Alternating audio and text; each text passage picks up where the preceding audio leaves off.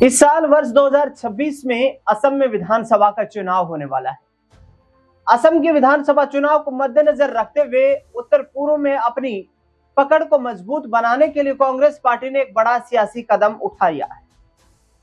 Congress party ने प्रियंका गांधी को बड़ी जिम्मेदारी सौंपी है। असम विधानसभा चुनाव में प्रियंका गांधी प्रमुखता के साथ काम करती हुई नजर आएंगी और कांग्रेस पार्टी को जीत दिलाना कहीं ना कहीं सुनिश्चित करने का प्रयास भी भरसक देखने को मिलेगा, क्योंकि जिस तरीके से प्रियंका गांधी लगातार कांग्रेस पार्टी को मजबूत करने के लिए बड़ी बड़ी राजनीतिक रैलियों में प्रधानमंत्री नरेंद्र मोदी, केंद्रीय गृह मंत्री अमित शाह को निशाना बनाती रही हैं। पिछले वक्त में दो लोकसभा चुनाव के दरमियान जब चुनाव प्रचार करने के लिए असम पहुंची थी प्रियंका गांधी, तो उस दौरान तो प्रियंका गांधी ने हिमंता बिस्वा शर्मा को ही लपेट दिया था। हिमंता बिस्वा शर्मा जो कि किसी वक्त में कांग्रेस पार्टी में हुआ करते थे, लेकिन पिछले 2 दफा से असम के मुख्यमंत्री भारतीय जनता पार्टी की बदौलत बन रहे हैं और असम में काफी सक्रिय होने के साथ साथ देश की राजनीति में भी काफी चर्चा में रहते हैं, सुर्खियों में रहते हैं। ऐसे में कांग्रेस पार्टी ने अपने तर्कश से सबसे मजबूत वो बाण निकाला है जिससे भारतीय जनता पार्टी का सीना छलनी किया जाए। प्रियंका गांधी ने असम में चुनाव प्रचार करते हुए हिमंता बिस्वा शर्मा पर निशाना साधा था। उन्होंने कहा था कि असम में लोकतंत्र की सरकार नहीं है, संविधान को मानने वाली सरकार नहीं है, बल्कि असम में माफियाओं का राज चल रहा है।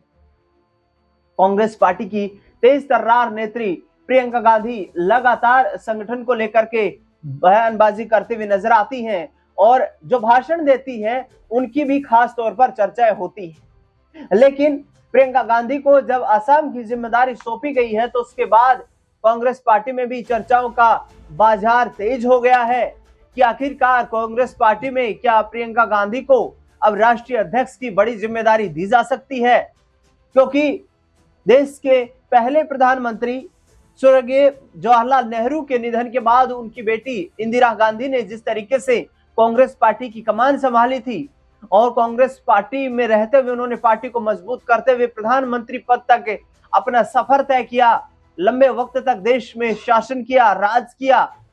अब उसके बाद 2005 से लेकर और 2014 तक कांग्रेस पार्टी की कमान सोनिया गांधी के हाथ में थी, जहां पर यूपीए ने बखूबी 10 साल तक सरकार चलाई। लेकिन पिछले 3 लोकसभा चुनाव की बात करें, यानी कि लगभग 11 साल से ज्यादा का कार्यकाल बीत चुका है और इस 11 साल के कार्यकाल में राहुल गांधी पर कांग्रेस पार्टी का दारोमदार रहा है। 2019 का लोकसभा चुनाव तो राहुल गांधी की अध्यक्षता में ही लड़ा गया था, जिसमें कांग्रेस पार्टी ने 2014 के मुकाबले बेहतर प्रदर्शन किया था, लेकिन जो सीटें 48 2014 में सिमट कर रह गई थी, कांग्रेस पार्टी चंद एक कदम आगे बढ़ पाई 2019 में और वहां पर उन्होंने 52 लोकसभा की सीटें जीती थी। लेकिन उसके बाद राहुल गांधी ने मोर्चा संभाला। 2024 के लोकसभा चुनाव से ठीक पहले राहुल गांधी ने पूरे देश भर में यात्रा निकाली। उस यात्रा का नाम भारत जोड़ो यात्रा दिया गया और उसका सियासी फायदा भी कांग्रेस पार्टी को हुआ। बता दें आपको कि कांग्रेस पार्टी ने राहुल गांधी के नेतृत्व में 99 लोकसभा सीटों पर जीत दर्ज की और तमाम नेता ये कहते हुए नजर आए कि ये मेहनत जो है ये राहुल गांधी की मेहनत है। उन्होंने पूरे देश में पैदल यात्रा की है, देश को जोड़ा है, देश को साथ आगे लेकर बढ़ रहे हैं और जिसका परिणाम यह है कि आज कांग्रेस पार्टी मजबूत विपक्षी दल के रूप में सत्ता में मौजूद है। यहां तक कि कांग्रेस पार्टी के नेताओं का यह भी दावा है कि जो भारतीय जनता पार्टी 400 पार का नारा दे रही थी, वो भारतीय जनता पार्टी 2024 के लोकसभा चुनाव में यदि 239 सीटों पर सिमटी तो उसके पीछे की बड़ी वजह राहुल गांधी है। कई राज्यों के विधानसभाओं के चुनाव हुए, 2023 में मध्य प्रदेश में, राजस्थान में चुनाव हुए, छत्तीसगढ़ में चुनाव हुए। तीनों हिंदी पट्टी के बड़े राज्यों में कांग्रेस पार्टी का राहुल गांधी की इस यात्रा के बाद सुपड़ा साफ हो गया। उसके बाद हरियाणा में चुनाव हुए, दिल्ली में चुनाव हुए, महाराष्ट्र में चुनाव हुए और इन चुनाव को लेकर के राहुल गांधी ने फिर चुनाव आयोग और मोदी सरकार को निशाने पर ले लिया। वोट चोरी जैसे बड़े गंभीर आरोप लगाते हुए राहुल गांधी ने कहा कि महाराष्ट्र में जब महाविकास आघाड़ी गठबंधन महायुति गठबंधन से बेहतर प्रदर्शन करता है तो फिर ऐसा अचानक क्या होता है कि विधानसभा में नतीजे पलट जाते हैं और हमें हार का सामना करना पड़ता है। ये सब चुनाव आयोग और मोदी सरकार की मिलीभगत है। दूसरी ओर हरियाणा में भी वोट चोरी का हाइड्रोजन बम उन्होंने फोड़ा। बिहार विधानसभा चुनाव में भी इंडिया गठबंधन कोई खास कमाल नहीं कर पाया और जिस तरीके की करारी हार हुई उसके बाद से फिर से राहुल गांधी के नेतृत्व पर सवाल खड़े होने लगे। लेकिन महिला चेहरा जो दो गांधी परिवार की प्रभावशाली महिला चेहरा रही है, जिसमें पूर्व प्रधानमंत्री स्वर्गीय इंदिरा गांधी का जिक्र करें या फिर सोनिया गांधी जिन्होंने पीएम पद को ठुकराते हुए कांग्रेस पार्टी की जो चेयरपर्सन रही और जीत दिलाई, उन्होंने कांग्रेस पार्टी को सत्ता में आने वापसी कराने का एक मजबूत प्रयास किया। क्या अब वो जिम्मेदारी निभाने का वक्त प्रियंका गांधी के लिए आ गया है? और इसी को ध्यान में रखते हुए क्या उन्हें उत्तर पूर्व की जिम्मेदारी सौंपी गई है? क्योंकि उत्तर पूर्व के चुनाव के साथ साथ बंगाल के भी विधानसभा चुनाव है, जहां पर भी कांग्रेस पार्टी के लिए प्रियंका गांधी एक निर्णायक भूमिका में सामने आएंगी।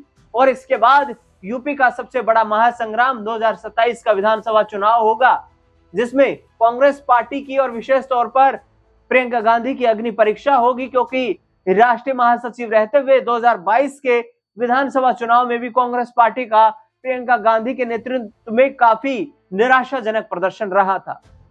हालांकि अखिलेश यादव और प्रियंका गांधी के प्रयासों के चलते 2024 के लोकसभा चुनाव में कांग्रेस पार्टी और समाजवादी पार्टी के बीच गठबंधन हुआ और उस गठबंधन ने बेहतर प्रदर्शन करते हुए 43 लोकसभा सीटें जीत ली थी।